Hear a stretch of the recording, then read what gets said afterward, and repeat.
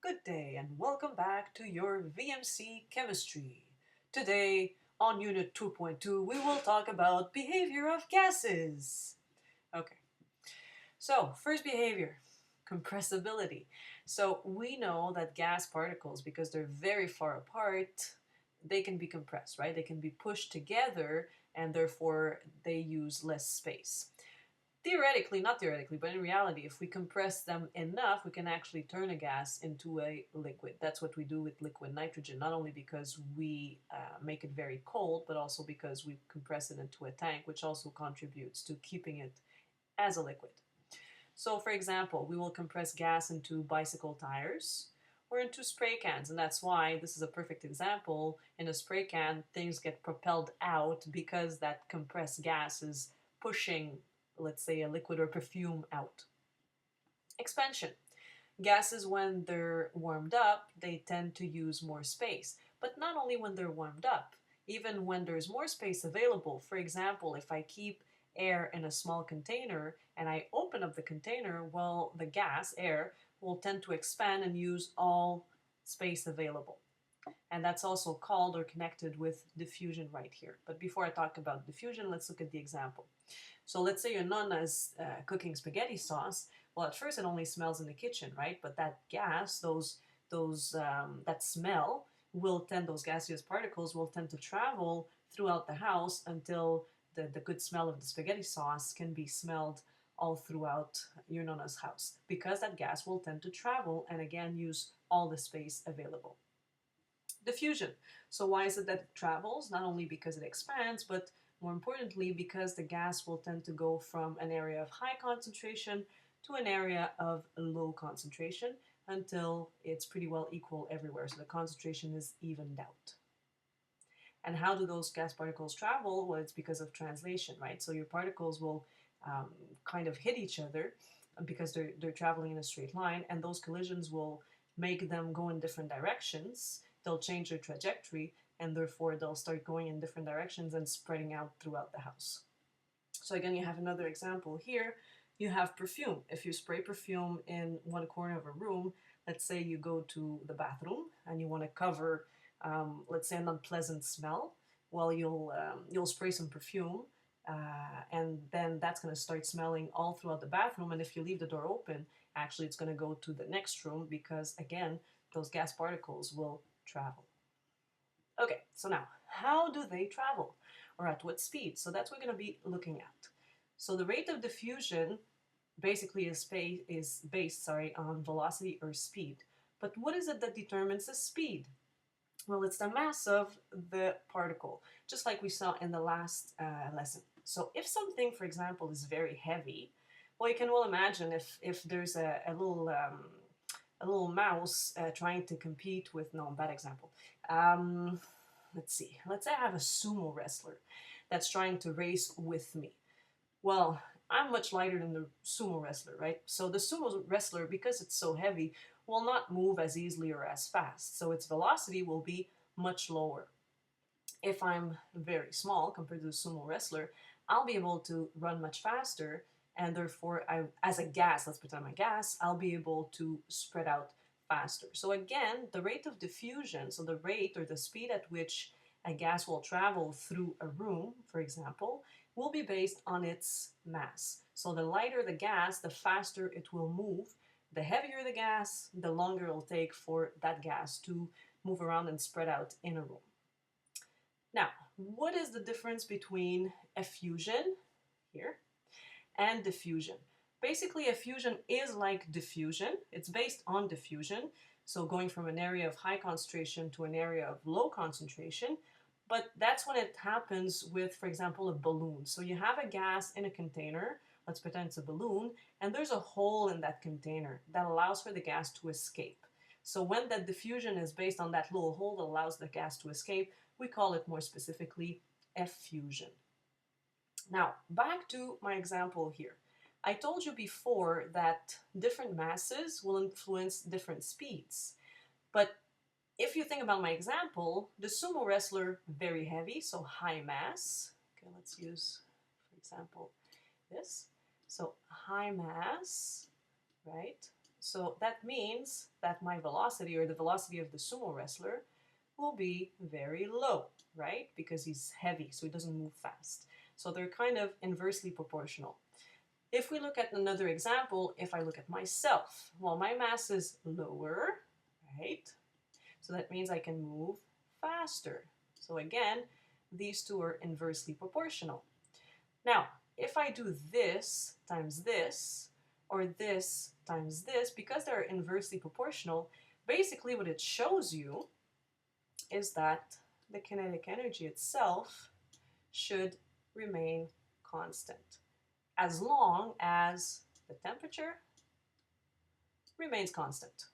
So for one temperature, for a given temperature, particles that are very heavy and particles that are very light will have the same amount of kinetic energy, but that will not translate into the same speed. Heavy particles move slowly, light particles move fast, but overall, they have the same energy. They basically just use it differently, I guess, for lack of a better term. Okay? Now, if you take all that into consideration, and I'm back to the effusion here, which is a type of diffusion but through a tiny hole. If we look at these balloons, so you have birthday balloons here, one contains air, one contains helium, one contains oxygen. Which one should deflate faster and why? Okay, so you have an answer now. Hopefully it's the same as mine. So mine is helium.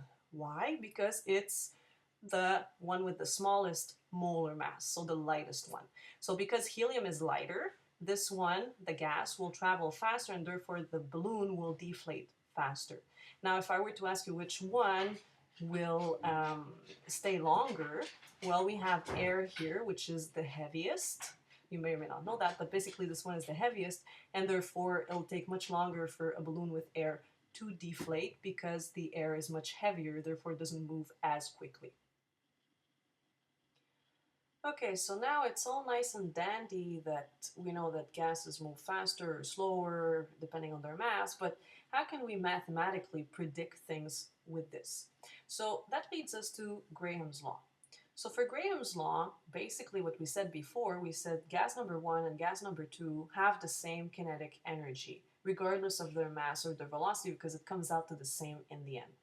So if we were to take gas number one, its energy, and break that into the other equation, so mass and velocity, same thing for gas number two, we obtain all this. Now, if we start canceling out what we can, the halves go away, right? So this here disappears. So we're left with m1 v1 squared, m2 v2 squared, which we have here.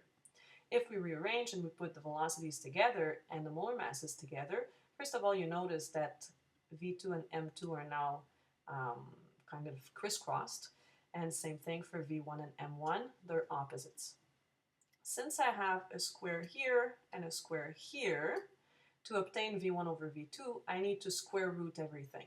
So if I square root this, I'm sorry for all the squigglies, if I square root this, my 2's will disappear, my squares will disappear, and I will also have to square root here, which gives you basically this equation.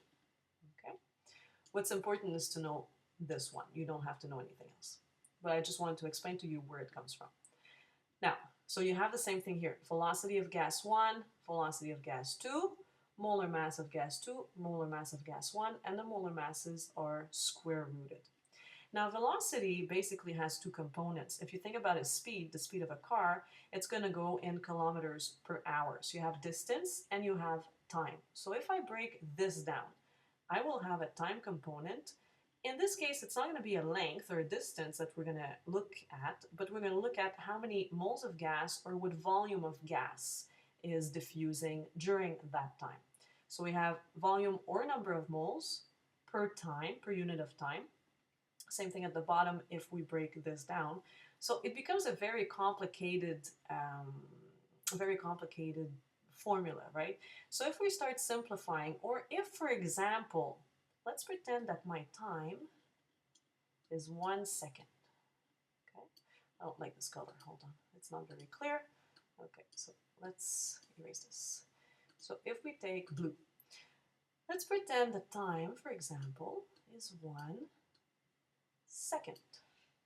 And the time for gas 2 is also 1 second. So let's pretend that in a given problem, both times are the same. So we're really comparing volume and volume, okay?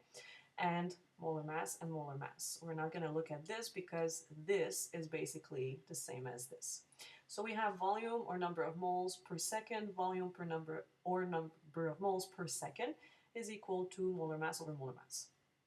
If we were to simplify all this, because we have a fraction over a fraction, we know that if we rewrite, we kind of flip the fractions around, right? We're going to get something like this.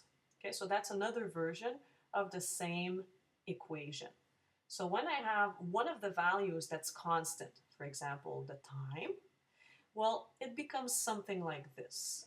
If you're unsure about the mathematical approach, how I obtain this, I can explain it to you in class if necessary. Bottom line is, it's not that you don't need to understand, it would be better if you understand how it works, but more importantly, you need to be able to apply these concepts. So basically what I'm telling you is that N1, number of moles of gas 1, can be equal to molar mass of gas 1 here, and 2 here with this. So I could have this combination, right? This is equal to this. Or I could say V1 over V2, so velocity, small v is for velocity. So velocity 1 over velocity 2 is equal to molar mass 2 over molar mass 1, always square rooted. Or I could say volume of gas 1 over volume of gas 2 is equal to this again. Or let's pretend the number of moles were constant, but the time changed instead. So let's see. Let's say this stays, but this disappears because it's constant. Well, if I rearrange this equation with time, molar mass, I get T2 over T1 is equal to molar mass 2 over molar mass 1. So all these items here, those expressions, they all come from the rearrangement of these equations based on the fact that some are constant and some are not. Okay, so again, if you want me to explain that to you in class mathematically and show you where these came from, I can. But bottom line is you have to be able to apply them. If you're not comfortable with this, you can just work with this one. So just work with this section here, replace and work it out. Okay, and that's it, that's all. You don't need to know any more than that. So now, next we're going to pass to practice. We're going to apply this. So now we will look at two examples from your textbook. They are on page 67 if you want to follow. So example A, at a given temperature, the rate of diffusion of nitrogen, N2, molecules, don't forget, when they say nitrogen gas, it's always N2, same thing for hydrogen gas, they're diatomic molecules. So the rate of diffusion is 0.098 meter per second. Find the rate of diffusion of oxygen molecules at this temperature. What I suggest you do is always put the variable you're looking for on top of your fraction. So I would put O2 on top here and N2 at the bottom because we already have the value for this. And then you match the right molar masses with that. So if I rewrite here, I have velocity of oxygen over 0.098, which is the velocity of nitrogen. And I have their molar masses here. So molar mass of nitrogen, molar mass of oxygen, which you can find at the beginning of your textbook in your periodic table. If I solve, I get a velocity for oxygen of 0.092 meter per second. So that's a pretty simple example or exercise. Next, we have helium and an unknown gas, X. Effuse, like I said, same thing as diffuse, through a hole pierced in the side of a container. What is the molar mass of the unknown gas if its rate of effusion is 0.077 meter per second and that of helium is 0.26 meter per second? What gas could it be? Again, put your variable on top of the fraction. So I'm going to have gas X, its molar mass over here, which means I should have the molar mass of the other gas, which is helium, at the bottom. Molar mass of helium is 4.003. If I have the molar mass of helium here, that means I need to have the speed or the velocity of helium on top, which is given to me as 0.256. The speed or velocity of the unknown gas is 0.077. I will put it at the bottom. So then if I want to solve for x, I need to get rid of this square root. So I will square this side and I will square this side as well in order to get rid of the square root and isolate x. I would get at that point a value of 44.12 gram per mole. So then what you need to do is come up with a molecule that would weigh about 44 grams per mole. Here they tell you it's CO2. If you came up with something else that's gaseous that had the same molar mass, it would be correct as well. There's not necessarily only one answer. Let's look at another type of problem. So here we have, how many times faster will helium effuse compared to oxygen? So again, I will put the velocity of helium on top. It's easier to solve. Velocity of oxygen at the bottom. When we're asking how many times faster, basically what we're doing is a ratio of speeds. So we're going to solve for this fraction here. Okay? So to do that, we're going to have to solve for this side. So we have the molar mass of oxygen over the molar mass of helium, square root of the whole thing. So I replaced here with numbers. I get 2.82727. Now, I'm not respecting sig figs here, I know, so don't bother with that for now. So here, basically what this means, if I'm doing a ratio of He over O2, that means that He travels 2.8 times faster than oxygen. We can also say that oxygen is 2.8 times slower than helium. So the answer that you get here is always relative to the gas that is on top. Now it's your turn to practice. So here you have 3 practice problems. What I want you to do is read the first one, pause the video, try to solve it, and when you're ready to see a solution, play the video again and you will see the work that I did to get to the answer. So, in a given period of time, we have this amount of moles of C2H2 that effuses. How many moles of CO would effuse in the same period of time?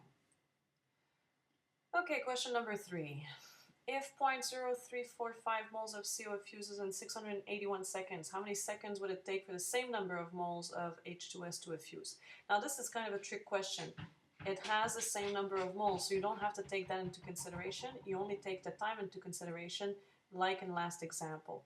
So I have the time that I'm looking for H2S over the time of CO is equal to the molar mass of H2S over the molar mass of CO. When I solve, I get a time of 750. Here I only use two sig figs, so I'm kind of shooting myself in the foot. I have to express my final answer in scientific notation. If you keep more decimals, you won't have that problem. So your answer will vary, or maybe vary, but it'll be around 750 if you get the correct answer. So there you go. If you want more practice, you can go to the following site. You'll find more practice problems. Otherwise, you'll practice in class when I see you, next class. So have a good evening, or a good day, or a good afternoon, or a good morning, and I shall see you later. Ciao!